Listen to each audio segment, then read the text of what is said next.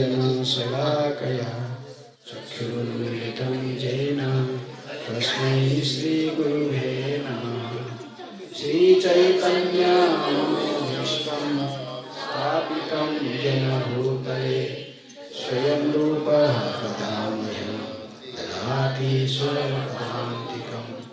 वन्देऽहं श्रीगुरुः श्रीयुतापदकमलं श्रीगुरुं वैष्णवांश्च श्रीरूपं साग्रजातं सहगणरघुनाथान्वितं तं सजीवं साद्वैतं सावधूतं परिजनसहितं कृष्ण चैतन्यदेवं श्रीराधाकृष्णपदान् सहगणललिता श्रीविशाखान्वितांश्च। हे कृष्ण करुणा सिन्धु दीनबन्धु जगत्पते गोपेश गोपिकान्त राधाकान्त नमोस्तुते। तप्तकाञ्चन गौराङ्गी राधे वृन्दावनेश्वरी वृषभानुसुते देवी प्रणमामि हरिप्रिये। वंशाकल्पतरुभ्यश्च कृपासिन्धुभ्येव च पतितानां पावनेभ्यो वैष्णवेभ्यो नमो नमः। मूकं करोति वाचालं पङ्गुं लङ्घयते गिरिं यत्कृपातमहं वन्दे श्रीगुरुदिनतारिणं परमानन्दमाधवं श्रीचैतन्येश्वरं। नमो ॐ विष्णुपादाय कृष्णपृष्ठाय भूतले श्रीमते भक्तिवेदान्त स्वामीति नामिने। नमस्ते सरस्वते देवे गौरवाणी प्रचारिणे निर्विशेष शून्यवादी पाश्चात्यदेशतारिणे। नमो महावदन्याय कृष्णप्रेमप्रदायते कृष्णाय कृष्णचैतन्य नामिने गौरतिसे नमः। श्रीकृष्ण चैतन्य प्रभु नित्यानंद श्री अद्वैत गदाधर शिवासादि गौरभक्तवृंद। हरे कृष्णा कृष्णा कृष्णा हरे हरे हरे राम राम राम हरे हरे। हरे कृष्णा कृष्णा कृष्णा हरे हरे हरे राम राम राम हरे हरे। हरे कृष्णा कृष्णा कृष्णा हरे हरे हरे राम राम हरे हरे। आप सब बल्लभगढ़ निवासी हैं, विशेष धन्यवाद है कि आप लोग मुझे बुलाए इधर। कुछ हरी कथा भगवद गीता रखे इधर। कितने लोग पहली बार आए कक्षा में? फर्स्ट टाइम प्रोग्राम में कितने लोग आए? ये रेगुलर प्रोग्राम चलता है? कितने तक? 1 2 3 4 5 6 7 8 9 10 लोग फर्स्ट टाइम आ रहे हैं। और उनमें से कितने लोग जब माला शुरू कर दिए जप करना? कितने लोग जप करते हैं? हाथ उठा के जो भी लोग जप करते हैं माला सब लोग कर रहे प्राय। कुछ लोग नहीं है, थोड़ा कुछ नया जो लोग आए हैं। भगवद गीता कितने लोग जानते हो? गीता जानते? अभी इस महीना क्या है? कब गीता जयंती कब है? कौन सा उसका दिन विशेष क्या दिन है? वो उस खाली गीता मुख्यतः एकादशी। उस दिन भगवान श्री कृष्ण ने गीता उपदेश दिए थे। किसको? भगवान के मुखारविंद से गीता निश्चित होता है और चरण से क्या? चरण से गंगा, बड़े मुख से तो भगवत गीता। तो भगवत गीता आप सब लोग कितने लोग पढ़ते गीता? नियमित कितना लोग पढ़ते? नियमित कितना लोग पढ़ते?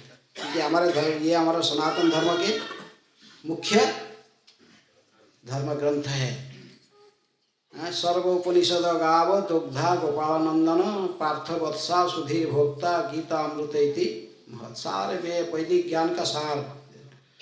हर धर्म में एक पुस्तक होता है सार पुस्तक है। हमारा जदियो 4 वेद है, 1100 उपनिषद, उसमें 108 मुख्य उपनिषद, कई पुराण उपपुराण से 18 मुख्य पुराण है, ये सब कई बता गया। लेकिन फिर भी यदि आपको बताया गया एक किताब के नाम बताओ, क्रिश्चियन को बताओ, पूछोगे तो क्या है? बाइबल बोलता है। कोई मुस्लिम को बताएगा तो क्या बोलेगा? कुरान। तो ऐसे यदि कोर्ट में आज भी कचहरी में किसी सत्य जानना चाहता कोई सनातन धर्म अवलंबी बनेगा तो फिर वो जज कहेगा इसके ऊपर हाथ रख के करो, किसके ऊपर? सत्य जानने के लिए। इसलिए सनातन धर्म की सार ग्रंथ, क्योंकि भगवान के मुख निश्चित वाणी है। भगवत गीता, ये किसी की गीता का अर्थ किसी की गाया हुआ गीत है। किसका गाया हुआ गीत है? भगवान की गाया हुआ गीत है, भगवत गीता है। और तो कई गीता होता है, उद्धव गीता, अनुगीता, अष्टवक्र गीता, बहुत गीता और मिलता है। लेकिन ये है भगवत गीता, भगवान की गाया हुआ गीत है, भगवान ने गाया इसको है। तो ये भगवान ने ऐसे स्वतंत्र कोई ऐसा पुस्तक गीता ना, ये किसी ग्रंथ से ही ली गई है। भगवत गीता स्वतंत्र ही ग्रंथ है, पर भगवान ने बताया था अलग से भगवत गीता नहीं, किसी ग्रंथ का अंश है, महाभारत के। कौन सा पर्व से? महाभारत के भीष्म पर्व से 18 अध्याय से लेकर 42 अध्याय तक, उसे 25वें अध्याय से 42 अध्याय, ये 18 अध्याय को कहते हैं भगवत गीता। भीष्म पर्व से महाभारत का कितना पर्व है? 18 पर्व है। 18 दिन महाभारत युद्ध है, 18 पुराण है, भागवत में 18,000 श्लोक है 18। तो इसमें ये, इसलिए ये 18 अध्याय भगवत गीता महाभारत से ली गई, 25वें अध्याय से 42 अध्याय तक है। तो इसको भगवत गीता भगवान की मुख निश्चित वाणी, सनातन धर्म के सार ग्रंथ माना जाता है। तो भगवत गीता के जो कितना श्लोक है भगवत गीता में? 18 अध्याय 700 श्लोक है। ये 700 श्लोक पूरा सभी किया भगवान ने कहा है? इसमें क्या कितने वक्ता श्रोता है गीता के अंदर? पहले भगवान ने गीता किसको बताया? अर्जुन को बताया, फिर उसको फिर संजय ने किसको बता रहा था? वो जो सुना देखा व्यासदेव के प्रसाद से, क्योंकि संजय किसके शिष्य हैं?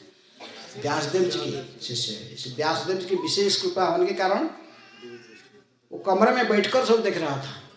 जैसे आप टीवी चलाकर देखते हो, जब कहीं क्रिकेट मैच हो रहा तो वहाँ का मैच आप टीवी चला देखते हो, तो उस प्रकार यदि संजय धृतराष्ट्र के कमरे में वहाँ बैठा था हस्तिनापुर में, लेकिन वो व्यासदेव जी की कृपा था, इसको सब दिखाई पड़ता था पूरे, जो हुआ बातचीत हो रहा था भगवान और कृष्ण में, दोनों की बातचीत चलता था, इसको ये रिले करके बताता है इनको। किसको? धृतराष्ट्र। हाँ, तो इसलिए इन्हें की टेक्नोलॉजी आज डेवलप हुआ है टीवी में, ये पहले से है। ये टेक्नोलॉजी आपने कोई किसी विशेष महान वैष्णव की कृपा से ही वो जान सकता था। तो इसलिए इसमें दो श्रोता, 2 वक्ता है। मूल वक्ता भगवान श्री कृष्ण है और मूल श्रोता अर्जुन है। लेकिन इसके पहले भी भगवान ने 4था अध्याय में कहते कि एवं इमं विवस्वते योगम प्रक्तवान अहमव्ययम विवस्वाने मानव प्राहो मनु इख्या को अब्रवीत।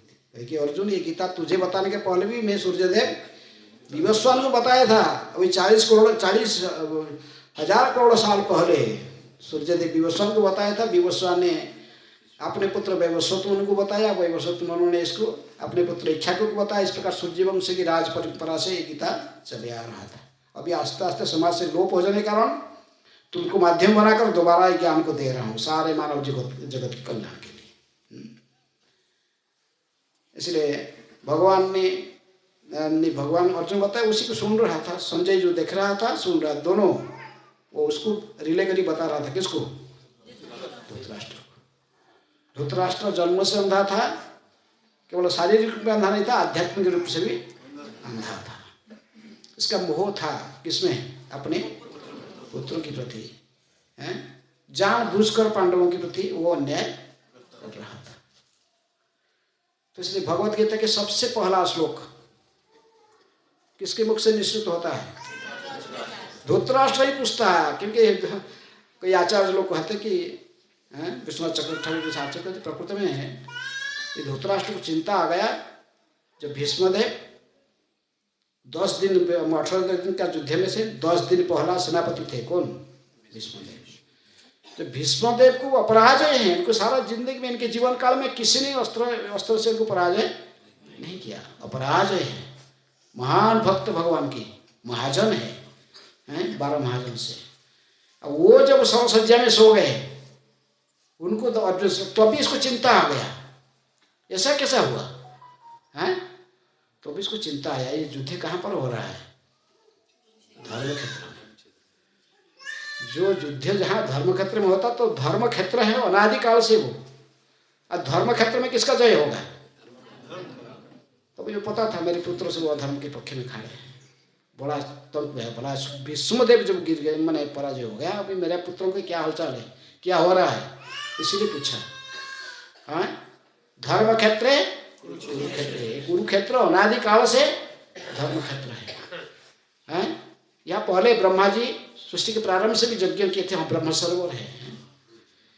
यहाँ पर परशुराम ने सेवंत पंचक तीर्थ स्थापना करके उनमें 21 बार क्षेत्रियों को निक्षेत्र करके वहाँ पर स्नान किए थे। ये अनादिकाल से ही तीर्थ स्थान है, धर्म क्षेत्र है। तो कहा मेरे पुत्र तो क्या हो रहा, धर्म क्षेत्र में धर्म का ही तो जय होगा, धर्म पक्ष में कौन है? पांडव लोग है। तो फिर वो बड़ा शंका में आकर पूछा, धर्म क्षेत्रे कुरुक्षेत्रे समवेता जुजुत्सवा मामका पांडवाश्चैव किम कुर्वतः संजय।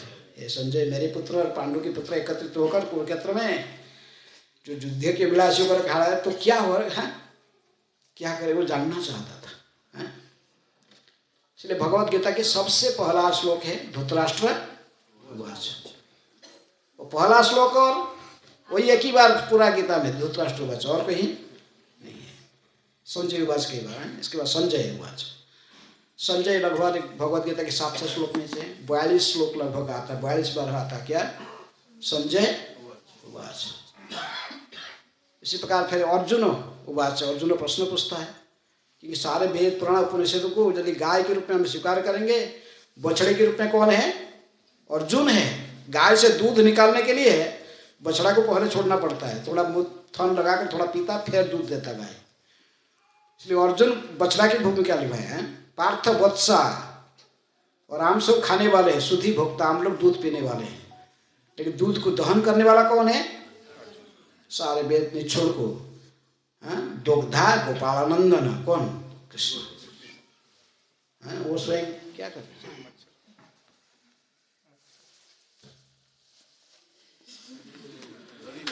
तो गोपालानंद को श्री कृष्ण स्वयं गीता बता रहे हैं। तो एक ही बार फिर अर्जुन लगभग अर्जुन उवाच लगभग 84 बार आता है, और जो बच गया श्लोक लगभग 576 या 574 574 श्लोक है। ये किसका है? भगवान वाच। भगवद गीता के इतने श्लोक भगवान ने कहा। इस प्रकार भगवद गीता का हम देखते हैं ग्रंथ।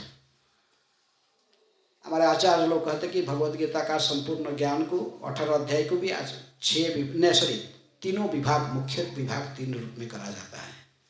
इसके पहले 6 अध्याय जो है, पहला अध्याय से लेकर 6 अध्याय तक ये निष्काम कर्मयोग व्याख्या की जाती है।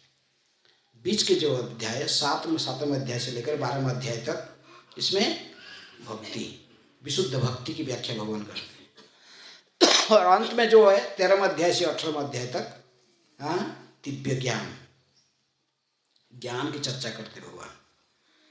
लेकिन फिर भी भगवद गीता में सर्वत्र भक्ति की प्राधान्यता बताई जाता है। यदि कोई कहेगा मुझे पूरा 18 अध्याय 700 श्लोक पढ़ने का समय नहीं है, तो 700 श्लोक पढ़ना ठीक नहीं है, समय नहीं है, तो 4 श्लोक पढ़ लो।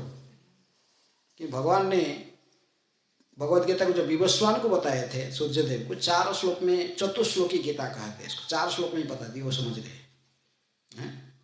अर्जुन को समझाने के लिए पूरा इतना बोलना पड़ा, और हमारे पास में पहुंचने के लिए फिर और तात्पर्य ये सब प्रभुपाद जी के पढ़ेंगे तो भी जाके समझेंगे। वो 4 श्लोक कौन से, जिसको भगवान ने सूर्यदेव को बताया था 10वें अध्याय के, भगवद गीता 10वें अध्याय के 4 श्लोक है, 8, 9, 10, 11। ये संपूर्ण भगवद गीता के सारांश 4 श्लोक में है। पहले श्लोक में 8 नंबर श्लोक में भगवान कहते कि अहम सर्वस्य प्रभव मत सर्वं प्रवर्तते इति मत्वा भजते माम बुद्धा भाव समन्विता।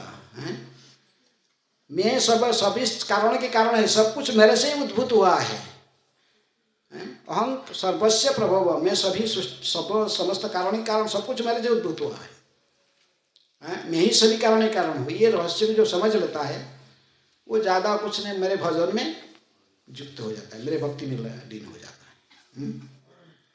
दूसरे श्लोक में भगवान कहते हैं 9 नंबर श्लोक में मच्चित मद्गत प्राणा बोधयंत परस्परम कथयंतश्च माम नित्याम तुष्यन्ति च रमन्ति च। पहले तो भगवान को उन्हें बता दिए मैं भगवान हूँ स्वयं, कृष्णस्तु भगवान सब। दूसरे श्लोक में कहते मेरे भक्त कौन है? कहते कि जिनके मच्चित, जिसके मति संपूर्ण रूप में मेरे चरण में लगा हुआ है। मच्चित मद्गत प्राण, अपने जीवन काल को संपूर्ण रूप में मेरी सेवा में समर्पित करके रखा है। मद्गत प्राण। और जब भी भक्त परस्पर में मिलते हैं, बोधयंत परस्परम, जो एक दूसरे को मिलते हैं तो क्या बातचीत करते हैं? मच्चित मद्गत प्राण बोधयंत परस्परम कथयंतश्च माम नित्याम तुष्यन्ति च रमन्ति च। मेरे बारे में चर्चा करके, गीता भागवत संदेश को चर्चा करके बड़ा परम प्रसन्न रहते हैं। इसी में तुष्य, इनको परम संतुष्टि प्राप्त, तुष्यन्ति परम संतुष्टि प्राप्त होता है। इसीलिए हमेशा इसी में रमे रहते। मेरे भक्त कभी प्रजल्प नहीं करते हैं। जब भी समय मिला भगवान के नाम जपा करते हैं, नाम संकीर्तन करते, नहीं तो गीता भागवत के बारे में चर्चा करते हैं। ये भक्तों, मेरे जो भक्त होते हैं उनके लक्षण है। तीसरे श्लोक में भगवान कहते कि मुझे, मेरे पास आने के लिए मार्ग क्या है, कैसे कोई मेरे को प्राप्त करेगा? तेषां सतत युक्तानां भजतां प्रीतिपूर्वकं ददामि बुद्धि योगं तं येन मां उपयान्ति ते। 10 नंबर श्लोक है 10वें अध्याय की। भगवान कहते कि मैं ही बुद्धि देता हूँ, और उसी को आश्रय करके कोई मेरे पास आता है। कोई सूर्य का दर्शन दूसरे लाइट में नहीं होता है। आप सोचे कि सूर्य के दर्शन करना है, सूर्य के प्रकाश जब आएगा, सूर्य के प्रकाश के माध्यम से सूर्य दर्शन होता है। आप कितनी भी हालोजन जलाओगे, रात को 12 बजे सूर्य दर्शन करोगे? ये गांव के सेठ लोग का सेठ जी था, बड़ी सटा खेलते थे रात को। हटा तो ख्याल आ गया, सब तक कुछ नशा भी किए थे, तो मुझे सूर्य दर्शन है। आप लोग में कोई मुझे सूर्य दर्शन करा पाओगे? कोई बहुत बड़ा इनाम मिलेगा। वो तो बोला हाँ, अरे सेठ जी की जो इच्छा हुआ क्यों नहीं दर्शन होगा? एक हेलोजन लगाया, ने एक लगाए, पेट्रोल लगाई, टांग दिया, बोला देख रहे हैं। दूसरा या इसको एक थप्पड़ लगाया, एक में थोड़ी देखेगा रात को, 10 लगाया, फिर 100 लगाया, 1000 लगा दिए, सूर्य दर्शन होता है? तो ये एक साधु जा रहे, क्या कर रही है लोग, ब्रह्म मुहूर्त। बोले नहीं, हमारे सेठ जी को सूर्य दर्शन करना था, इच्छा था, इसलिए इसको लगाए गए। बोले इतने बुद्धू हो आप लोग। अभी ब्रह्म मुहूर्त होने वाला है, अभी सूर्य का प्रकाश आएगा, फिर वो सूर्य दिखाई पड़ेगा। सूर्य उदय होंगे और सूर्य प्रकाश के माध्यम से ही सूर्य दर्शन होता है।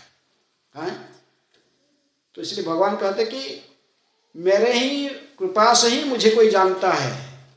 मेरा दर्शन दूसरे की सहायता से नहीं होता, मेरा ही कृपा से मिलेगा। लेकिन मैं किसको कृपा करता हूँ?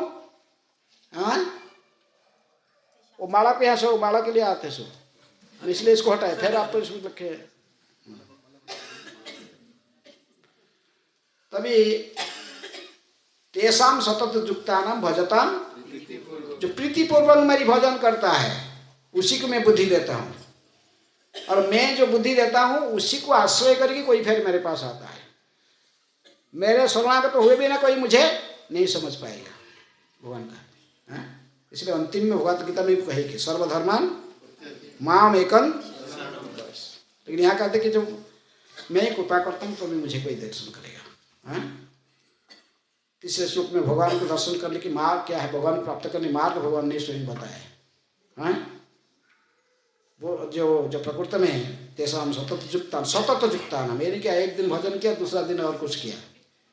हाँ, वीक में एक दिन संडे छुट्टी है, भक्ति मार्ग में कोई छुट्टी नहीं होता है।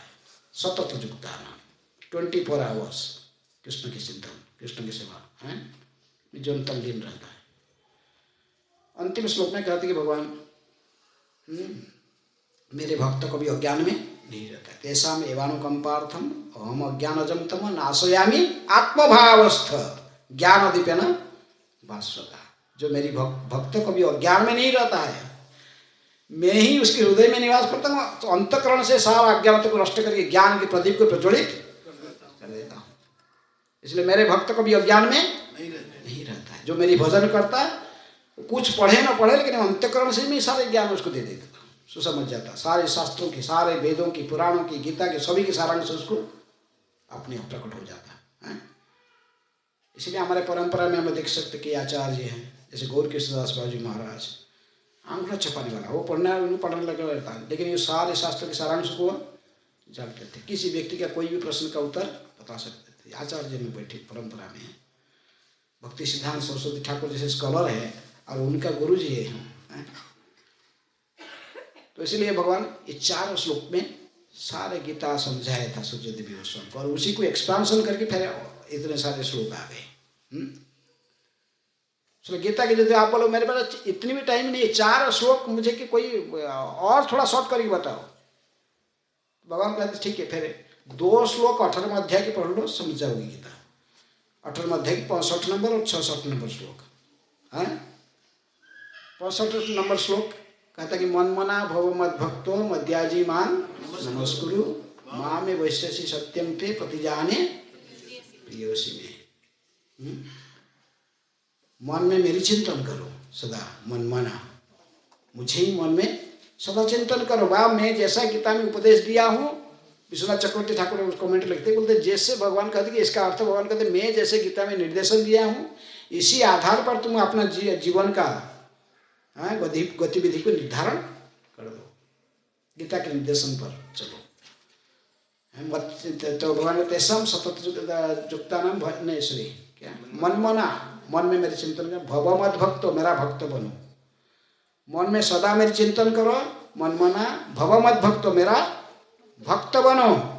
भगवान डायरेक्ट कहते भव मत भक्तो मध्याजी, मेरी पूजा करो।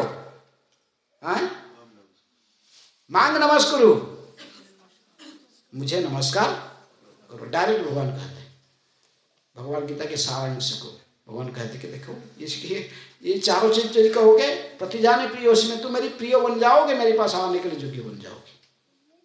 ये श्लोक को 2 बार भगवान ने रिपीट किया है। ये 9वें अध्याय में भी, 9वें अध्याय को भी रिपीट किया है, फिर 8वें अध्याय में। 9वें अध्याय में वो कहते वहाँ भी कहे मन मना भव मत भक्तो मध्याजिमंग नमस्कुरु माँ में वैशेषी युक्त आत्मा नमत परायण। केवल थोड़ा सा, लेकिन अर्थ से ये गीता का श्लोक, ये श्लोक को 2 बार गीता में भगवान रिपीट करते हैं। आगे बोलते कि 66 नंबर श्लोक में सर्वधर्मान परित्यज्य माम एकं शरणं व्रज अहं त्वां सर्व पापेभ्यो मोक्षयिष्यामि। तू चिंता क्यों करता है, मेरी शरण में आ जा, मेरे शरणागत हो जाओगे तो मैं तुम वचन देता हूँ, जितनी तुम कितनी बड़ी पापी होने पर कुछ भी किया, तुमको मैं समस्त पापों से प्रतिक्रिया से मुक्त कर दूंगा। किसी भी यज्ञ करते पहले तो तुरंत ही कहते श्री विष्णु श्री विष्णु श्री विष्णु। अपवित्र पवित्र वा सर्वावस्था गतो विवा जस मरे पुंडरीकाक्ष स बाह्या अभ्यंतर सूचि, पवित्र हो जाता भगवान के नाम लेने से। तो भगवान कहते क्या चिंता करता है, यहाँ वहाँ कहाँ भाग रहा है, तू मेरी शरण में आ जा, तो समस्त पापों से प्रतिक्रिया से मुक्त कर दूंगा। यदि गीता को नहीं इतना नहीं तो फिर कहते कि 2 श्लोक तो समझ लो। फिर ये दोनों श्लोक में कौन सा हमारे को नहीं, मुझे एक ही श्लोक बताओ। फिर इसमें लोग को कुछ लोग मन मना भक्त भक्त बोलते, कुछ लोग सर्वधर्मान् परित्यज्य बोलते। आपको कौन सा चलता, कौन सा लगता है? भगवद गीता को एक ही श्लोक में समझना, कौन सा श्लोक है? ये दोनों में से कौन सा है? वो सब शरण आने के लिए भगवान बोल रहे हैं, लेकिन कैसे शरण में आना है उसका इंस्ट्रक्शन दिया गया 65 नंबर श्लोक में। शरण आने का अर्थात भगवान के शरण में आने के क्या अर्थ क्या है? मन में सदा मेरी चिंतन करो, मेरे भक्त बनो, मेरी पूजा करो, मुझे नमस्कार करो, ये इसके प्रोसेस बताए। इसलिए विश्वनाथ चक्रवर्ती ठाकुर जो है वो कहते कि ये परिभाषा सूत्र है भगवद गीता का। परिभाषा सूत्र समझ रहे हैं ना? कोई मैथमेटिक्स होता है, सूत्र होता है, इस सूत्र खोलोगे तो पूरा लंबा हो जाता है उसका। साधारण एग्जाम्पल जैसे a+b² इस खोलोगे तो हो जाएगा a² + 2ab फिर b², ऐसे कि खुलता है। सारे भगवद गीता इसी श्लोक के ऊपर पूरा गीता का रखा हुआ, सारी गीता की सारांश। इसलिए विश्वनाथ चक्रवर्ती अन्य आचार्य लोगों की मत में कि अन्य वो है क्या, सर्वधर्म परित्यज्य, ये गीता के सारांश है। भगवान का हरि की शरण में आ जाओ, सब छोड़ के मेरी शरण में आ जाओ, तुमको पाप की प्रतिक्रिया से मुक्त कर दूंगा। मतलब शरण में आया कैसे है उसका प्रक्रिया बता गया 65 नंबर श्लोक में। मन में सदा मेरी चिंतन करो, मेरा भक्त बनो, मेरी पूजा करो और मुझे नमस्कार करो, बस। तो कहते कि ये सूत्र है, इसी श्लोक का पूरा गीता रखा गया एक ही श्लोक में, 65 नंबर 18वें अध्याय की 65 नंबर श्लोक। हाँ, तो इस प्रकार भगवद गीता, संपूर्ण भगवद गीता जिसको पढ़ना चाहिए, समय है तो गीता पूरा पढ़ना चाहिए। गीता का वक्ता श्रोता पता चला, अभी मूल वक्ता भगवान श्री कृष्ण। फिर यहाँ जो गीता हम जिस रूप में देख रहे हैं, इसको अर्जुन को भगवान ने बताए थे। कहाँ पर बताए थे? ज्योतिषा। हाँ, कोई सन्यासी को भगवान ने गीता नहीं बताया, कोई बड़ा महान कोई ऐसे सन्यासी बैरागी ब्राह्मण ऐसा कोई किस व्यक्ति नहीं था। अर्जुन कौन था? क्षत्रिय था और गृहस्थ था और युद्ध भूमि में खड़ा था। क्या करना है नहीं करना उसको पूरा शंका, पूरा भ्रमित हो गया था मन उसकी। इसलिए गीता पढ़ने से कि संसार में वैराग्य आता है नहीं। भगवद गीता युद्ध क्षेत्र के बीच में बताया भगवान ने। गीता जो सुनता है इसको सत्य मार्ग में कर्म करने की प्रेरणा मिलता है। धर्म में कैसे धर्म के मार्ग पर कर्म करना है। जो बड़े बड़े पॉलिटिशियन वो भी गीता लेके चलते थे। महात्मा गांधी भारत को स्वाधीन क्या आंदोलन में सबसे हाथ में क्या पकड़े चलते थे? गीता लेके चलते थे। कहाँ से आता था सारे नॉलेज? कहते सारे में गीता, मैं जितनी जो कुछ करता हूँ, मेरा प्रिंसिपल बनाता हूँ आंदोलन का, ये सारे गीता से ही बताता हूँ। गीता पढ़ने से लोग सोचते कि त्यागी बन जाएगा। गीता इसको उल्टा देने से क्या होगा? त्यागी है नहीं।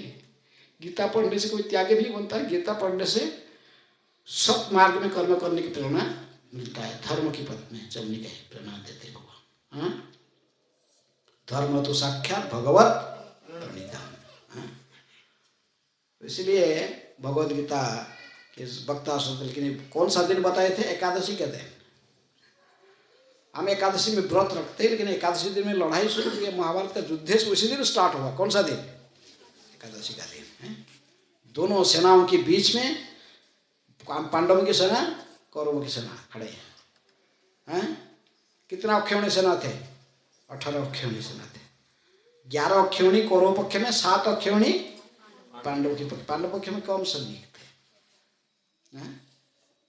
लेकिन फिर भी गीता के अंतिम श्लोक में संजय कह दिया युद्ध का परिणाम क्या होने वाला है। जत्र जोगेश्वर कृष्ण जत्र पार्थ धनुर्धर तत्र सी विजय वृत्ति ध्रुवानिति मतिर्मम। ये मेरा मत है। निश्चित रूप में ध्रुव रूप में उसी पे उस पक्ष का जय होगा जिस पक्ष में भगवान श्री कृष्ण बैठे हुए। चाहे वो अस्त्र धारण नहीं किए, लेकिन बैठे हुए। खाली बैठे रहने से भी भक्त रहस्य को समझता है। भौतिकवादी रहस्य को नहीं समझते। भगवान कुछ नहीं करने से खाली किसी पक्ष को समर्थन दे तो जय होगा। युद्ध के पहले दोनों गए थे भगवान के शपथ लेने के लिए, दुर्योधन और अर्जुन। दोनों ही संबंधी थे भगवान के। ये तो इनके बुआ के लड़का थे। कौन? कृष्ण। किसकी? पांडवों की। नहीं सॉरी, पांडवों की तो मामारा भाई थे, वसुदेव के लड़के भगवान थे। तो ये कहे कि ये भी हमारा रिलेटिव, और वो लक्ष्मणा जो कि दुर्योधन का पुत्री, वो भी शादी किया था। लक्ष्मणा को कौन हरण किया था? लक्ष्मणा को हरण करने के लिए गया था ना स्वयंवर सभा से, कौन? सांब। तो इसलिए वो रिलेटिव भगवान के साथ उनके। तो बोले क्या दोनों संबंधी है आप? मगर तो भगवान कहे कि ठीक है, मैं तो अभी रेस्ट कर रहा हूँ, बहुत टायर्ड हूँ। आप सुबह उठ के मैं बिस्तर से जिसको पहले देखूंगा उसी का पक्ष में मैं रहूंगा। मानी दुर्योधन, वो तो सिर के पास चेयर डालकर बैठा, चेयर डाल बोला, पर गया नहीं, रात भर बैठा, कहीं गया नहीं। अर्जुन ने क्या क्या पैर दबाया थोड़ा, बस भगवान देखा कि सो गए, फिर सो गए, डिस्टर्ब नहीं करना। फिर सुबह सुबह ब्रह्म मुहूर्त में आया, आके फिर चरण में दबाने लगा। किसके? भगवान के। भगवान तो ऐसा सोए थे, जो उठे था किसको देखेंगे पहले? चरण में। बोले अर्जुन तुम कब से आ गए हो? हाँ तो अब मेरा तो मुझे संकल्प बोल दिया था, अच्छा हो मैं तो तुम्हारी पक्ष में रहूंगा, भाग दूंगा। चिल्लाया ये बैठकर, बोला रात भर में बैठा हूँ इधर, ये तो भाग गया, तो सो साल के सोए उठ के अभी आया, ये अन्याय है। भगवान कहती है तो ये बात तो नहीं हुआ था। बात तो हुआ था कि जिसको उठ के मैं देखूंगा, मैं देखा तो बोले तुम सब समय कपटी हो, घुमा फिरा की बात करते हो, सीधा सीधा नहीं बोलते हो, खड़े होते हो टेढ़ा, देखते हो टेढ़ा, सारे काम तुम्हारे ऐसे। गाली देने लगा बोल के। अच्छा ठीक है दुर्योधन, तुम देखो हमारा जो जादव सेना जानते हैं ना, नारायणी सेना, ये नारायणी सेना अपराजय है, कभी किसी इनको हराए नहीं। मेरे प्रधान मुख्य सेनापति कृतवर्मा के अधीन में ये पूरा मेरा जो जादव सेना, ये एक पक्ष में रहेंगे और मैं एक पक्ष में रहूंगा, लेकिन मैं युद्ध भी नहीं करूंगा, अस्त्र धारण नहीं करूंगा। मुझे थोड़ा युद्ध देखने के शौक है, थोड़ा युद्ध बैठकर देखूंगा, केवल बैठूंगा।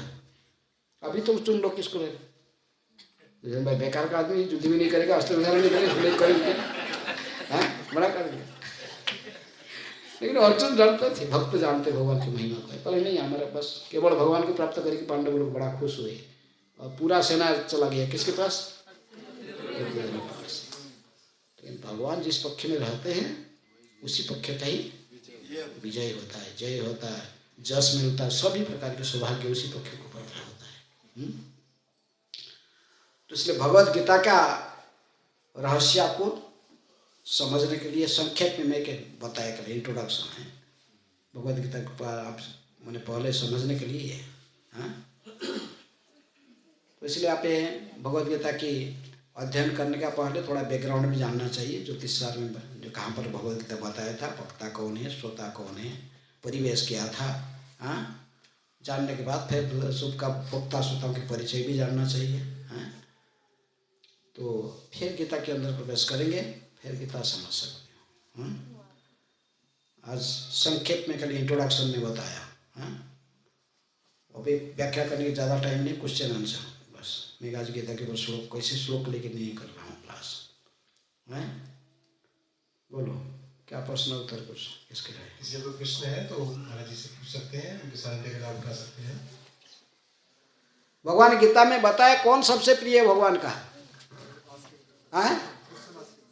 भगवान कहे गीता में मेरा सबसे प्रिय कौन है? 8वां अध्याय की 68 और 69 नंबर श्लोक, 66 67 गए, फिर 68 और 69 नंबर श्लोक भगवान कहे न च तस्मान् मनुष्येषु कश्चिन् मे प्रिय उत्तम भविता न च मे तस्मान् अन्य प्रियतरो हुई। मुझे 69 में भगवान कहते मेरे से इससे प्रिय कहीं संसार में नहीं हुआ, ना होगा, ना नहीं अभी है, ना भविष्य में भी होगा। कौन है ऐसा व्यक्ति? जयमं परमं गुह्यं मद्भक्ते अभिधास्यति भक्ति मयि परां कृत्वा मामे वैशेषेण न संशय। जो भगवद गीता के ज्ञान को मेरे भक्तों में बताता है, बांटता है। गीता की ज्ञान को जो दूसरों को प्रचार करता है मेरे भक्तों में विशेष रूप में, वो मुझे सबसे प्रिय है। ऐसा प्रिय कोई था नहीं, ना कोई होगा, ना भविष्य में भी कोई नहीं हो सकता। जो गीता प्रचार करता वही सबसे मेरा प्रिय भक्त है, भगवान कहे। भगवान ने कहे, भगवद गीता भी ये कहे, लेकिन भगवान ने नहीं कहे सबको देने के लिए, न भक्ताय कदाचन। बात में कहते गीता के ज्ञान किसी अभक्त को नहीं देना चाहिए। न भक्ताय कदाचन, लेकिन वो कृष्ण तो भगवान के रूप में थे द्वापर में, तो वो इसी कलयुग में किस रूप में आए? श्री चैतन्य महाप्रभु के रूप में आए। कौन ज्यादा दयालु होता है, भगवान के भक्त?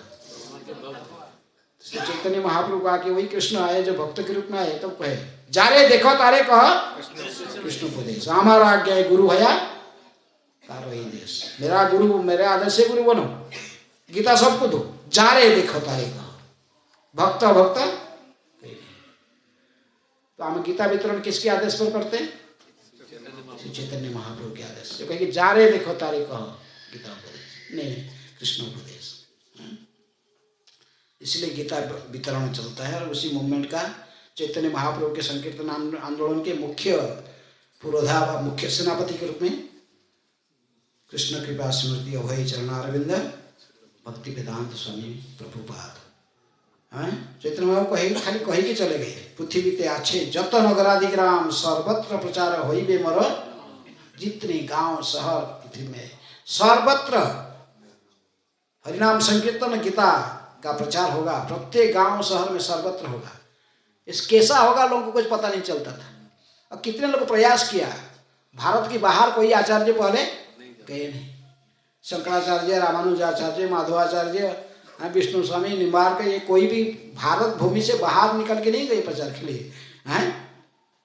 तो इसलिए लोग सोचते थे कि ये पृथ्वी जो कहा गया, पृथ्वी का अर्थ भारत ही है, ये पुण्यभूमि भारत में। लेकिन प्रभुपाद जी को प्रमाण की भारत केवल भारत नहीं है, सप्तद्वीपवती मही है, 7 द्वीप वाले पृथ्वी, 7 महादेश वाले पृथ्वी में प्रचार होगा। और प्रभुपाद जी ने पहले बार ये करके दिखाया। कोई सोचा भी नहीं देखिए कोई पृथ्वी में जाकर सर्वत्र प्रचार करेगा 10 साल के अंदर में। हाँ, फिर सिर्फ 10-11 साल में 14 बार विश्व को भ्रमण किए। और उसमें लगभग 80 साल के आसपास से उम्र हो गया, 70 में तो पहुंचे अमेरिका में। हैं, उसके बाद ये कोई बुढ़ी अवस्था में 70 साल के बाद कोई व्यक्ति प्रचार में निकलता है। कार्गो शिप में बैठकर अमेरिका पहुंचे, कोई पहचान का नहीं, कोई पहचान के, कोई उसने कहाँ रहना, क्या करना, कुछ भी पता नहीं। हाँ, 2 बार हार्ट अटैक हो गया जलदूत में जब जा रहे थे। कोई डॉक्टर था उनके पास में, कोई डॉक्टर। प्रभुपाद समझते थे कि तीसरी बार हार्ट अटैक आएगा तो मेरा शरीर नहीं रहेगा। लेकिन तीसरी बार तो हार्ट अटैक का लक्षण उनको प्रतीत हुआ। देखे कि श्री कृष्ण मुस्कुराते हुए भिन्न भिन्न अवतार, सारे अवतार, वही जो जहाज में बैठ के जा रहे थे, वो जहाज को चला रहे थे स्वयं। कौन? कृष्ण। आश्वासन दिए, डरो मत, तुम सफल हो जाओगे। भगवान परीक्षा भी लेते, सफलता भी देते। तो इसलिए प्रभुपाद कौन है? और प्रभुपाद जी के इमिटेशन कोई कर नहीं सकता। प्रभुपाद जी की किताब आज दुनिया में 100 से अधिक भाषा में अनुवाद हो चुका है। गीता तो इसमें बहुत लोग लिखे, कौन पढ़ता है? ये प्रभुपाद जी की गीता ये कृष्ण के द्वारा स्वीकार्य है, इसलिए सारा विश्व में वितरित हो रहा है। 100 से अधिक भाषा में अनुवाद होकर ऐसा कोई देश नहीं जहाँ पर प्रभुपाद जी गीता वितरण नहीं हो रहा। और मैराथन में हर पृथ्वी में सभी देश में वितरण में लगे हैं लोग। तो इसलिए कृष्ण शक्ति बिना न है तार प्रवर्तन। यदि आप शक्ति नहीं है तो आप वितरण नहीं कर सकते हो। शक्ति कौन देगा? भगवान देंगे। कृष्ण शक्ति। प्रभुपाद जी को शक्ति कौन दिया था प्रचार का? भगवान ने दिए थे। तो अब तो नहीं तो इतनी 75-80 साल में कोई बुढ़ा आदमी बैठकर ये सब लिखेगा, कोई संभव होता है?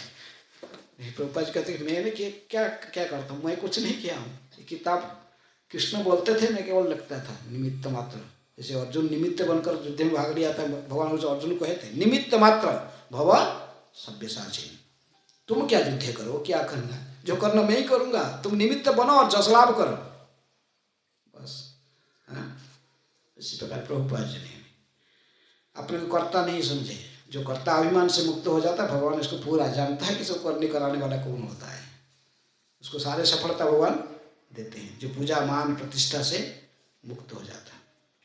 प्रभुपाद जी कहते हैं मैं थोड़ी कर रहा हूँ, सब कृष्ण कर रहे हैं। जर्नलिस्ट पूछा आप किससे लिखे इस पुस्तक? हाँ, इतनी अद्भुत पुस्तक लिखे कैसे प्रभुपाद जी कहे कि, और इतनी बड़े बड़े विद्वान लोग, आप तो सिर्फ कलकत्ता यूनिवर्सिटी के ये ग्रेजुएट है, और जो आपको तो कोई ऐसे पीएचडी का डिग्री नहीं है, बड़ा कोई ऐसे टेक्निकल बड़ा डिग्री नहीं है, फिर भी आपका किताब जो लिखे हो ये ऑक्सफोर्ड, कैम्ब्रिज, हार्वर्ड यूनिवर्सिटी में लाइब्रेरी में, और बड़े बड़े इंटेलेक्चुअल लोग इसको पढ़ के बड़ा प्रशंसा करते, कमेंट अपना बड़ा बड़ा प्रशंसा पत्र दे रहे।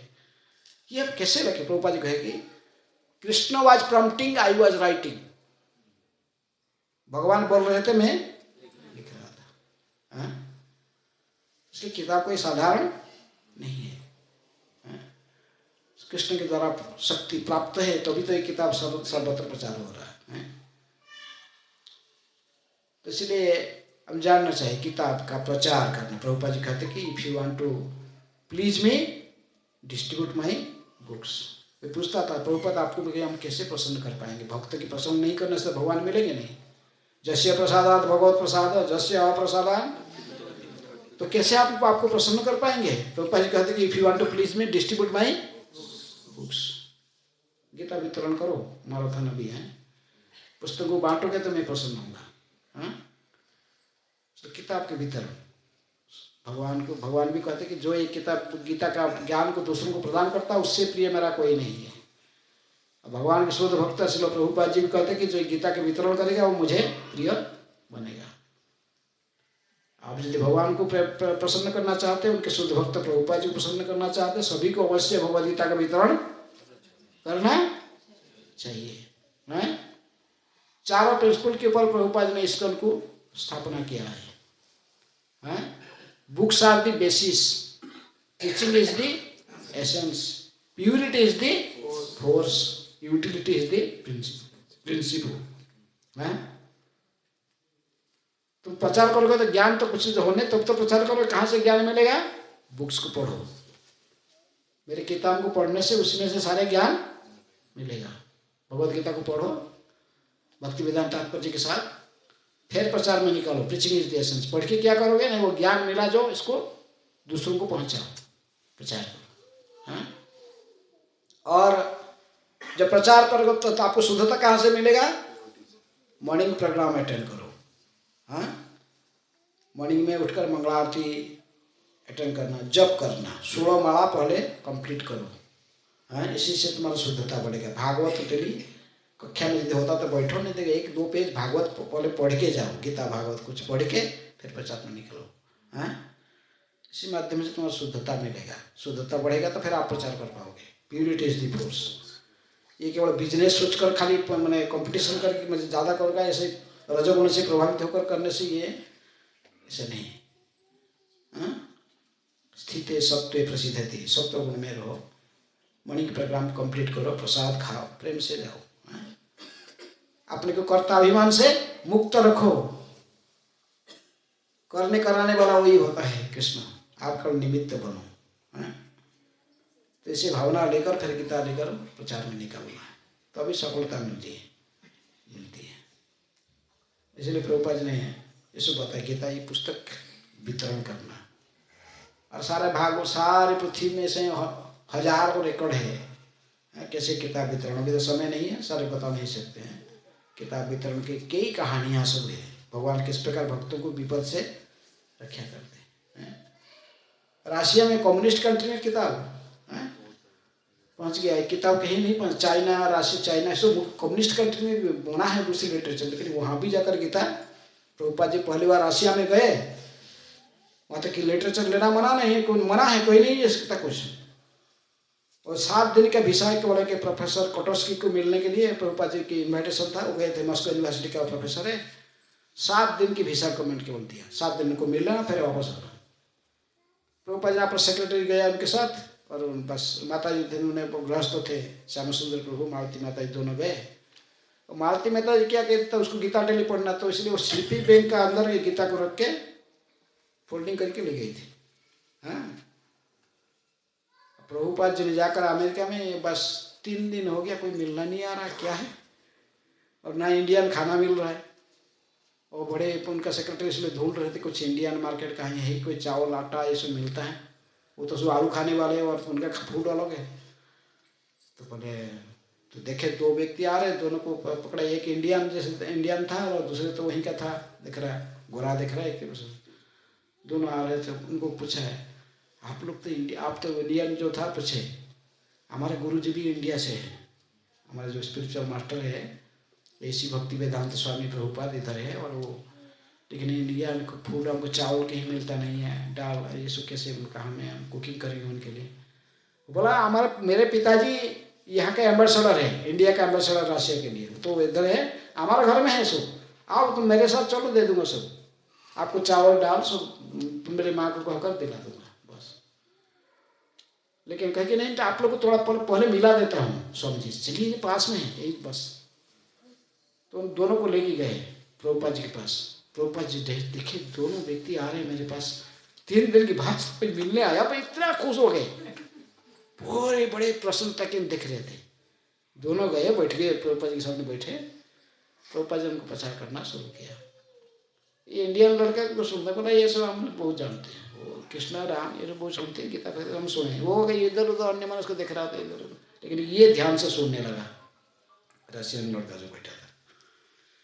हाँ, प्रभुपाद ने 2-3 घंटा इसको प्रीचिंग किया, उसी के अंदर में इसको नाम जप करना सिखा दिया, इसको गीता दिया, इसको वही जो एक गीता ले गया था स्लीपिंग में, गीता उसको पढ़ा दिए, बोले इसको पढ़ना, इसको सारे समझा दिए, सुरमाला दिए, उनको दीक्षा दे दी, उसका नाम भी चेंज कर दिए। अनंत शांति है।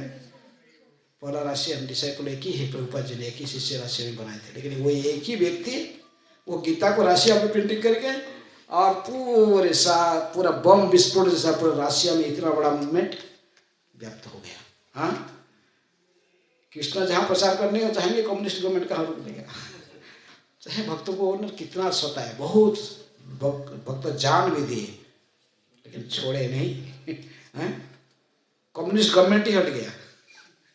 अभी उनके रशिया के इतिहास में बच्चे लोग पढ़ते हैं, ये कम्युनिस्ट गवर्नमेंट हटने का कारण क्या है, इसमें एक रीजन भी हरे कृष्ण आंदोलन। गीता पहुंच गया बस।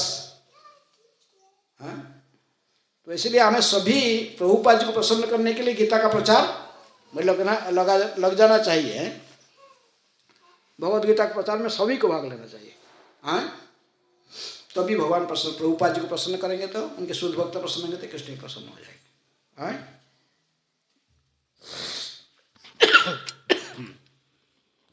किसी का कोई प्रश्न है तो महाराज जी से पूछ सकते हैं। महाराज जी का इतना ये सारे जो है बार-बार लाभ नहीं होगा, फिर आप बाद में ये मौका नहीं मिलेगा। किसी हाँ, कोई किसका प्रश्न है या पूछिए, किसी प्रश्न है? किसी का नहीं, कोई प्रश्न है? ग्लास नहीं है।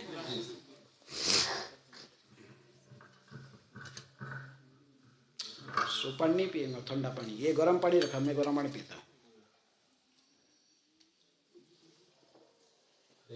हो गया बस।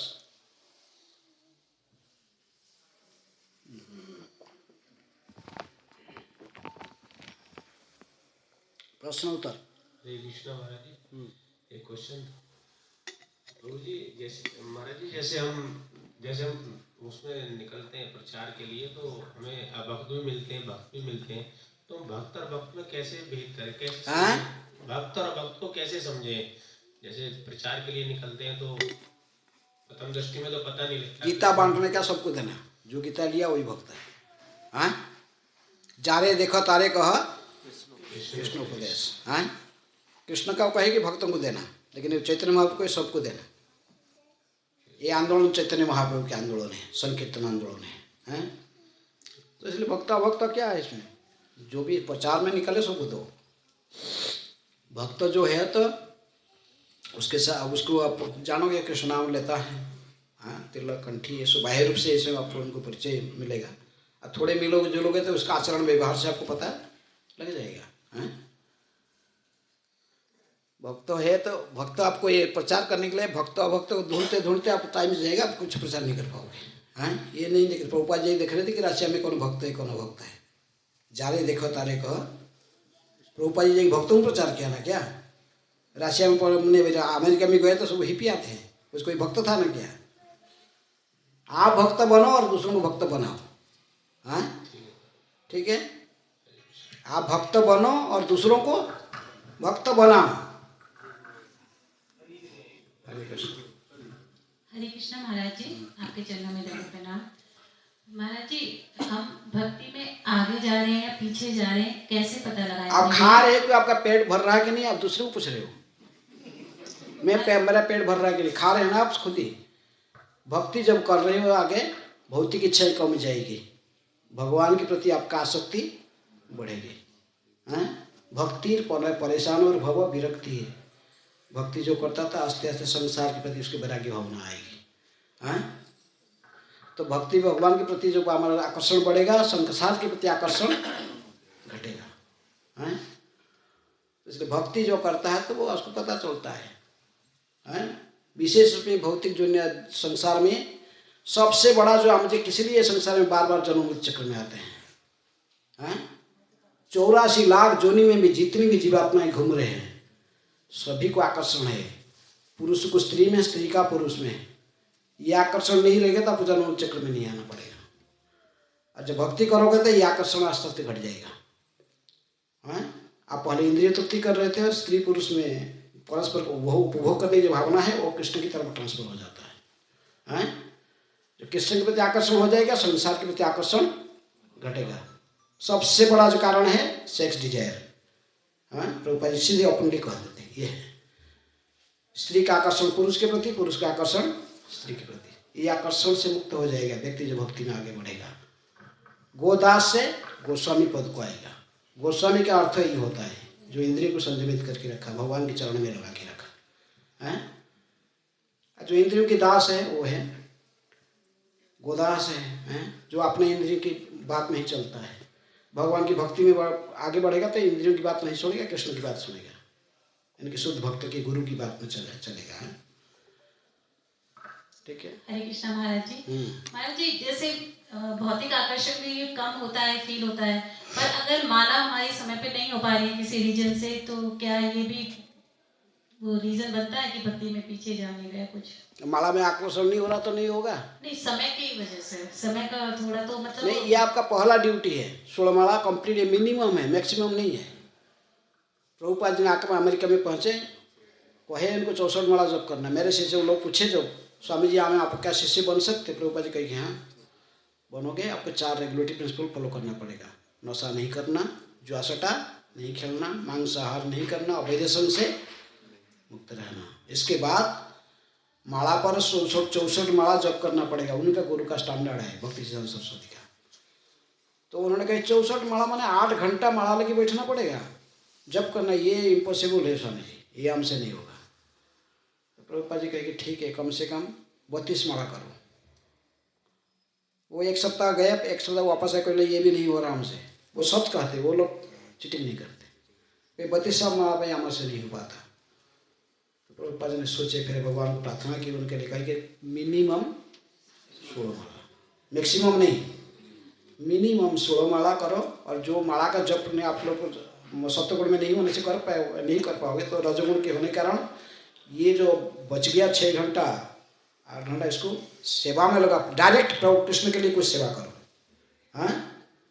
इसीलिए एक समय में मेरे किताब लेकर चलो, जाओ बांटो, लेकिन माला कम से कम 16 माला, ये इससे नीचे नहीं। इसको सुबह ध्यान पूर्वक बैठकर जप करना। 16 माला मिनिमम प्रभुपाद जी का है। इसलिए इससे कम में होगा तो कैसे होगा? नहीं होगा, ये मिनिमम है। हो तो जाता है महाराज जी, पर थोड़ा जब तबीयत खराब है, थोड़ा टाइम बच्चों के कारण, तबीयत खराब किसी भी स्थिति में 16 माला मिनिमम कहा गया ना, बस। नहीं, मतलब कहने का मतलब मेरा है कि सुबह की बजाय अगर हम पूरा दिन करते हैं तो वो गलत है क्या? क्या बोल रहे हैं कि अगर सुबह सुबह जल्दी हम पूरा करने की बजाय पूरा दिन में नहीं, मॉर्निंग आवर करोगे तो बेस्ट है। और दूसरे समय में वो तो काम चला है।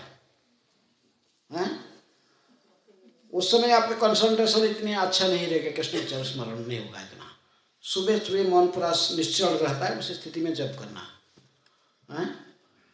सबसे इम्पोर्टेंट काम जानना चाहिए कि ये सबसे बड़ा इम्पोर्टेंट काम है। ये मेरा आत्मा को आहार है। मैं शरीर को क्या मेंटेन करने के लिए जैसे भोजन कर रहा हूँ, मेरे आत्मा को यदि मैं ठीक कृष्ण के साथ जोड़ के रखना चाहता हूँ तो ये इसका भोजन है, भगवान के नाम लेना। तो इसने मॉर्निंग आवर कर लेना अच्छा है। जो नहीं है तो फिर वो काम चलाने के लिए चलो चलता है, किस में कर लेता है। 16 माला करने के बाद फिर दिन भर हरे कृष्ण करते रहो, उसमें कुछ नहीं। कहीं भी गाड़ी ड्राइविंग कर रहे हो, कुछ कर रहे हो ना, हरे कृष्ण बोलते रहे हैं, ठीक। लेकिन मिनिमम 16 माला तो करना है।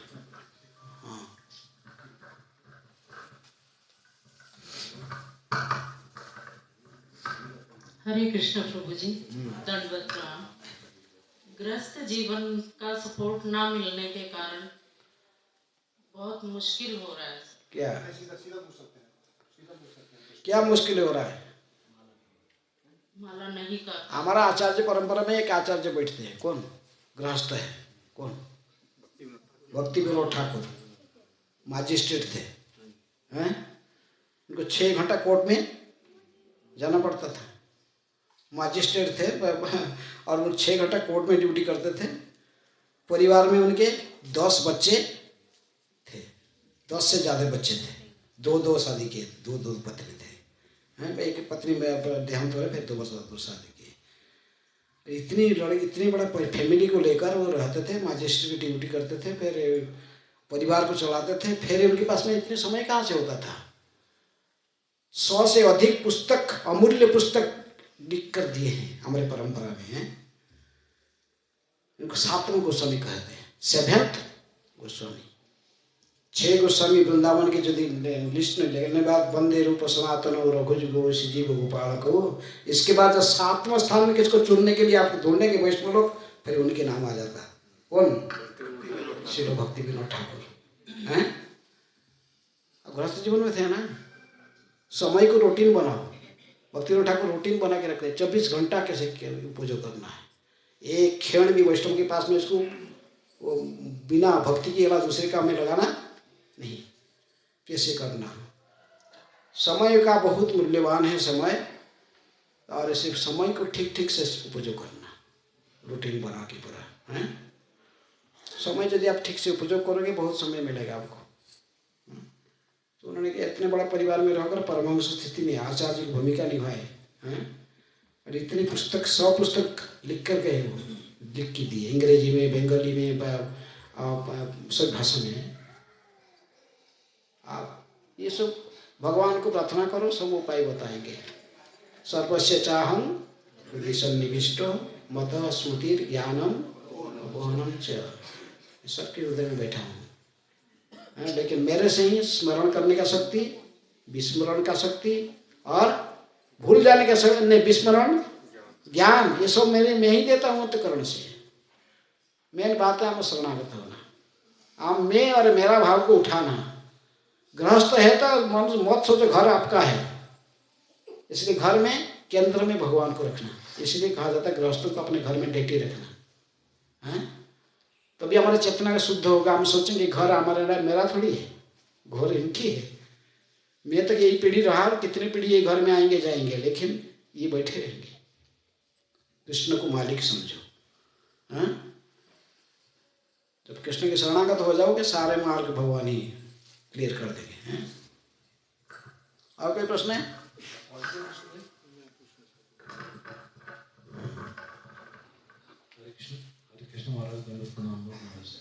महाराज, जैसे आत्मा को बोला जाता है सच्चिदानंद है, सच्चिदानंद है आत्मा। तो आत्मा जो कार्य करती है, जो भी मनुष्य कार्य करता है, तो किसी गुण की वजह से करता है। प्रकृति क्रियमाणानि गुणैः कर्माणि सर्वस्व अहंकार विमूढ़ात्मा कर्ता अहमिति मन्यते। आत्मा कुछ करता नहीं है, करने वाला सारे गुण, सजगुण रजगुण, सतगुण रजगुण तमगुण। हमारे सभी सारे कार्य क्रियाएं मन की स्थिति पर है। अब मन के निर्देशन को मानकर ये सब इंद्रियां चलते हैं। इसमें आत्मा का कुछ रोल नहीं है। तो महाराज, मेरा क्वेश्चन ये है कि अगर सतोगुण में अच्छे कार्य करते हैं तो हम अप्रिशिएट करते हैं, गलत काम करते हैं तो उसको पाप लगता है। तो वो तो गुण की वजह से, गुणों के प्रभाव से, हाँ, गुण के प्रभाव से हो रहा है। तो आत्मा का तो उसके में कुछ लेना देना नहीं है, मतलब आत्मा। इसलिए जब भी कृष्ण के साथ आत्मा जब चाहेगा, लेना नहीं, लेकिन भोगना पड़ेगा इसको। उसके शक्ति है, इसको मालिक वही है। वो जहाँ बोलेगा यात्री बैठा ना, वो बोलेगा इधर चलो। ये थोड़ी कि आप हम आ रहे फरीदाबाद से इधर, हम जहाँ बोलेंगे ड्राइवर वहाँ चलेगा ना। वो मनमानी से थोड़ी चलेगा। तो आत्मा इनको बोलना ही है कि ये गुण को क्यों तुम नहीं, तुम उसमें ऐसे जाना। तो आत्मा जो न्यूट्रल रहता है तो वही समस्या है, इसको न्यूट्रल नहीं रहना। तो इसलिए आत्मा को भोगना पड़ेगा। ये व्यक्ति था, उसको बहुत सुंदर गार्डन बना के रखा था, बगीचा बनाया था, लेकिन एक गाय डेली घुस जाता था अंदर में, घुस के खाता था। वो कितनी मानने पे भागा तुम भाई, फिर आ जाता। बड़ा एक दिन धूप का टाइम, बड़ा गुस्सा आ गया उसको, लाठी डंडा लेकर पिटाई किया जोर से, बस स्पॉट में मर गया वो। गोहत्या दोष लगे, इसका भी कालक्रम में इसके पर में भी सहमत है, पर जमदूत आ गए सीधा लेने के लिए उसको। चल बोले रुको थोड़ा सा, मैं थोड़ी किया इसको, इसने मेरे हाथ नहीं मारा, मैं तो हाथ नहीं हूँ, मैं तो आत्मा हूँ, मैं शरीर थोड़ी हूँ। हाथ का ये जितनी इंद्रिय, इसका भी एक एक देवता रहते हैं, अधिष्ठान देवता। हाथ का अधिष्ठान देवता इंद्र है, तो इंद्र इसका कोई फेर देना चाहे, आप मुझे पास क्यों, मेरे पास क्यों आए? तो बोले ऐसा आर्गुमेंट तो कोई दिया नहीं अभी तक। तो इंद्र के पास गए, इंद्र बोला कि अरे मैं तो केवल है, लेकिन मैं थोड़ी अपने निर्देशन में हाथ, मतलब ये हाथ का जो कार्य है ये मन से चलता, मन के देवता है चंद्रमा, चंद्र निर्देश वो दायी होना चाहिए। चंद्रमा को पकड़े, उस जगह बोले कि क्या ऐसे ही कर रहे हो? चंद्रमा कहा कि अरे मन के ऊपर कौन है? बुद्धि है, इंटेलिजेंस का देवता ब्रह्मा जी है, ब्रह्मा जी वो दायी होना चाहिए। ब्रह्मा जी को पूछे पकड़े, बोले ऐसे आदमी, ब्रह्मा जी कहे कि बुद्धि का अपर आत्मा है, और आत्मा कहा कि मैं तो परमात्मा के निर्देश, परमात्मा अल्टीमेट है, पहुंच गए भगवान के पास। हाँ, भगवान कहे कौन ऐसा आर्गुमेंट दे रहा है? बेटा चलो मैं चलता हूँ। भगवान के ब्राह्मण वेश लेकर आए उसके पास, वही व्यक्ति के पास। बोले ये गार्डन कितना सुंदर है, इसका कौन बनाया? इतने सारे गार्डन पूरा राज्य में देखा, भ्रमण करके ऐसा गार्डन कहीं देखा नहीं। हमारे राजा तो बहुत बड़ा इनाम देने के लिए इसको करोड़ों रुपया इनाम देना चाहता है जो इसका गार्डन होगा। ये मैं यदि इसका मालिक को नहीं पता लगता, मैं उसका नाम रेकमेंड करता। किसको? राजा को। तो सामने आ गया, बोला अरेस्ट करो, अभी कौन किया? हाँ, संसार में लोग ऐसे ही होते हैं, अच्छा काम के लिए स्वयं बाहवा ले लेते हैं, कुछ बुराई हो गया था भगवान, हाँ समझ रहे हो? चलिए, भक्त होते थे सोचते कि सब कुछ मैं कर रहा हूँ, भगवान कुछ नहीं करते, इसलिए अपने को अधिकारता है, अपने ऊपर ले लेता है। जो नास्तिक वो सब छोड़ देते भगवान के ऊपर।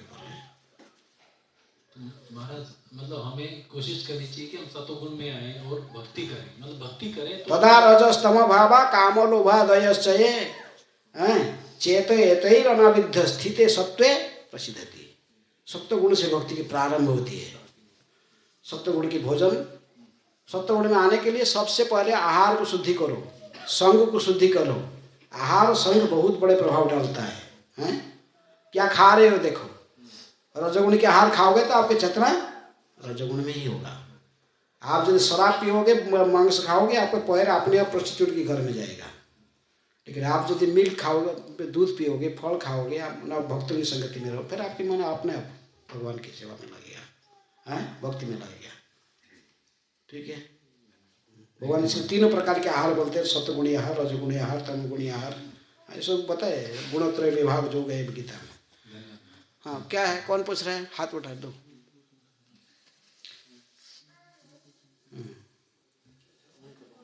कितना टाइम हो गया? हरे कृष्ण प्रभु जी। हाँ, 5 मिनट बस, 8:30 से ऊपर नहीं। हाँ बोलो। हरे कृष्ण प्रभु जी, मैं ये कहना चाह रहा था, आपने बोला कि हमें संगति में अपनी संगति अच्छी करनी चाहिए। अगर हम सही हैं तो उसके बावजूद भी, लेकिन हम स्कूल जाते हैं तो स्कूल में गलत संगति है, तो स्कूल भी जाना जरूरी है और गलत संगति भी। जाओ, संग दो, संग लेना नहीं। हाँ, संग देना और संग लेना दोनों का फर्क है, हाँ? है ना? आप भक्ति कर रहे हो, आप भक्ति के बारे में फिर दूसरे को बता सकते हो। संग दे सकिए, संग दे को इनको प्रभावित करो, दूसरे का संग लेना नहीं। आप इनसे क्यों संग करना है? संग मिलो, जुड़ो, लेकिन आप आपका मत को उनको बताओ, उनके मत को आप नहीं लेना। ठीक है, हैं? संग देना, संग गाली देना, गाली नहीं लेना। कोई नहीं गाली दे रहा है, तू ले रहा क्यों? क्या दे रहा है? गाली दे रहा है। गाली तू ले रहा क्यों? बस ले लेने। हाँ ठीक है।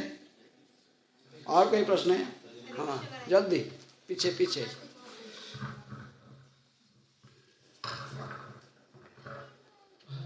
हरे कृष्ण महाराज, जैसा आपने बताया था कृष्णा वाज प्रॉम्प्टिंग और नहीं, Krishna was prompting, I was writing, बात हो रहा था।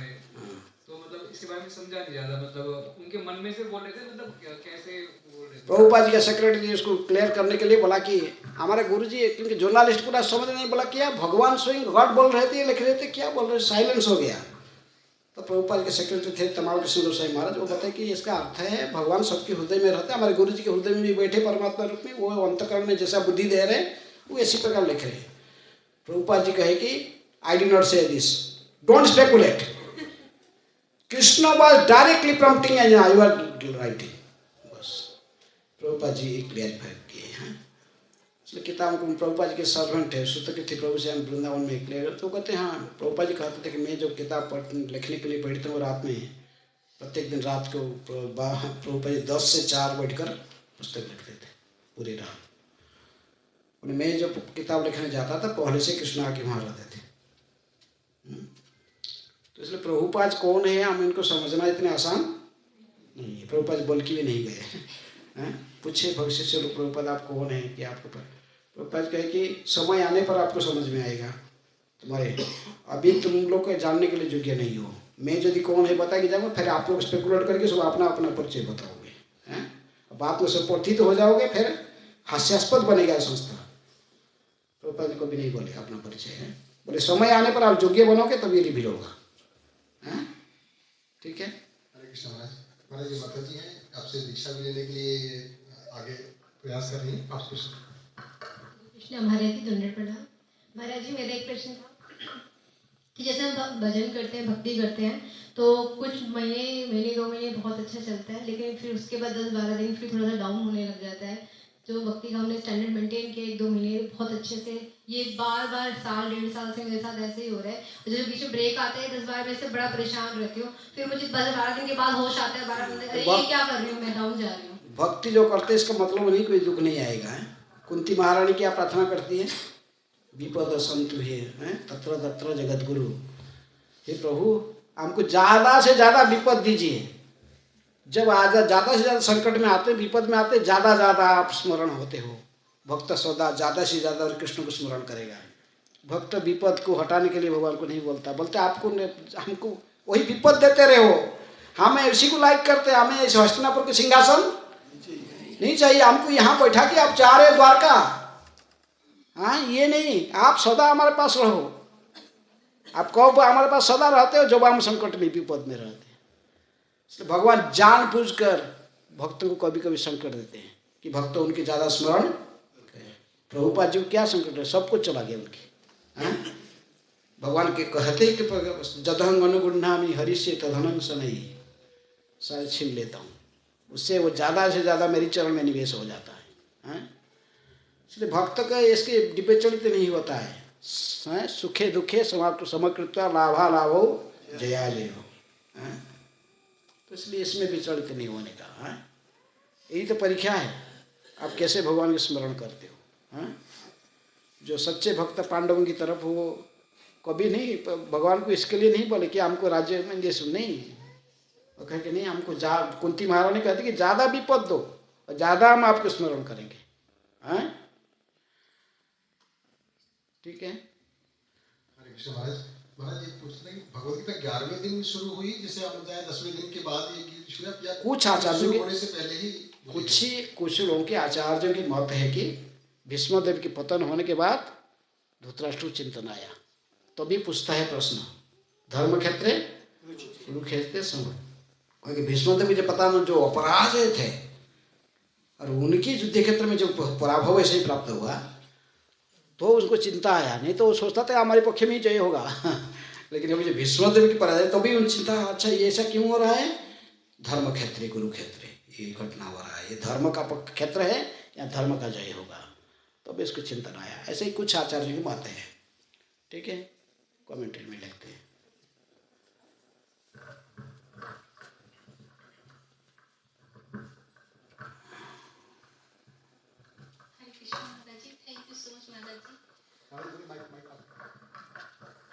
महाराज जी, मेरा क्वेश्चन है कि जैसे भगवान सामर्थ्य देते हैं, हम प्रचार के लिए निकलते हैं, तो भगवान सामर्थ्य देते हैं, अगर हम प्रचार के लिए निकलते हैं, तो भगवान सामर्थ्य देते किसको? अभी पापा ऐसे को भी बताया ना, किसको देते भगवान? तेसाम सततयुक्तानाम भजताम प्रीतिपूर्वक। प्रीतिपूर्वक जो मेरी भजन करता है, भजन प्रभुपाद जी लगती है कि भजन शब्द, ये जो भजन का शब्द ये भज धातु से आता है, संस्कृत की भज धातु से। भजन का अर्थ केवल माला लेके जप करना है। भजन का अर्थ do something practical for Krishna, Prabhupada ji कहते हैं। भज धातु से भजन शब्द आता है, इसका कुछ प्रैक्टिकल भगवान के लिए करना, जैसे प्रभुपाद जी ने किया है प्रैक्टिकल है, भगवान के प्रचार किए। भगवान कहते जो प्रीतिपूर्वक मेरी भजन, प्रीतिपूर्वक का फिर क्या होता है?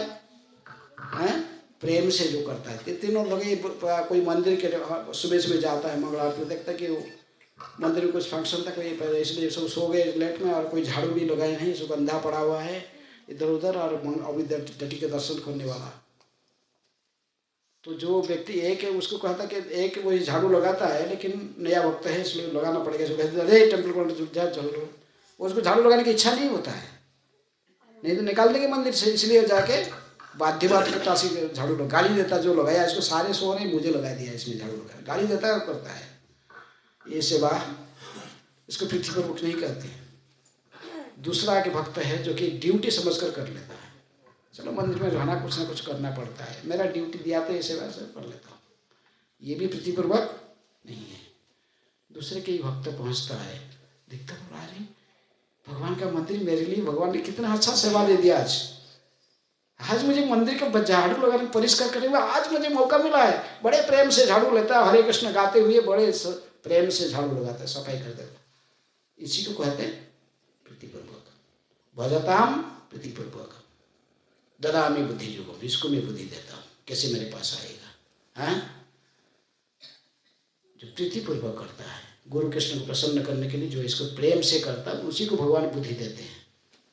बाध्यता से व ड्यूटी समझकर करने से भगवान के ऐसे भगवान इतने प्रसन्न नहीं होते हैं। जो दिल से कोई करता है प्रेम में, ठीक है। हरे कृष्णा,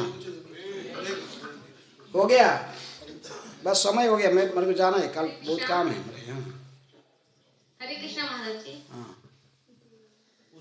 बोलो। हरे कृष्णा महाराज जी। महाराज जी, आपने कहा कि भगवत गीता के 4 श्लोक डेली पढ़ने चाहिए, तो हमारा डेली पढ़ना चाहिए मैं बोला? कम से कम पढ़ने चाहिए? नहीं, मैंने ऐसा भी नहीं बोला है। ये भगवत गीता के सारांश पता किया चारों हैं। आई 4 श्लोक में भगवान ने किसको बताए थे? सूर्यदेव विवस्वान को बताए थे। भागवत का भी इसे चतुर्श्लोक है, भाग गीता में 4 श्लोक से सारांश गीता की बता गया है।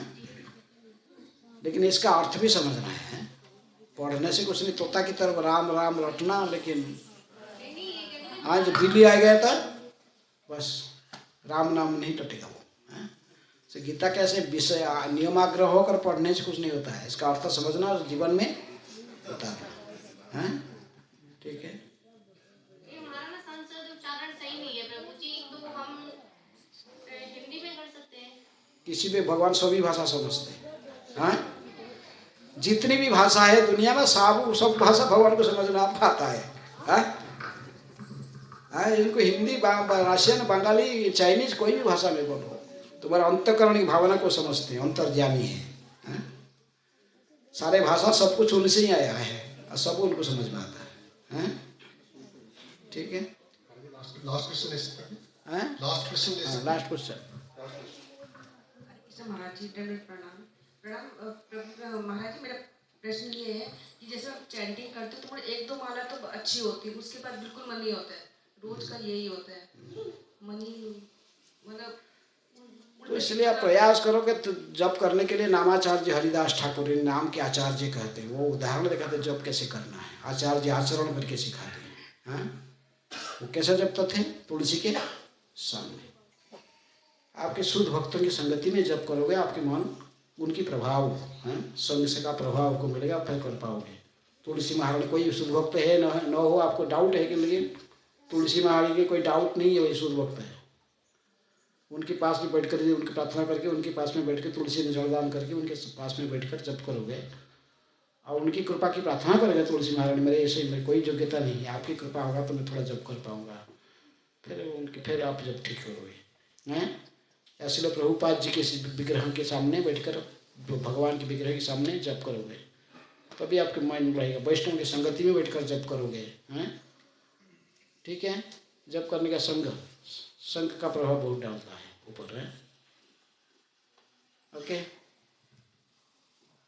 हरे कृष्णा कृष्ण कृष्ण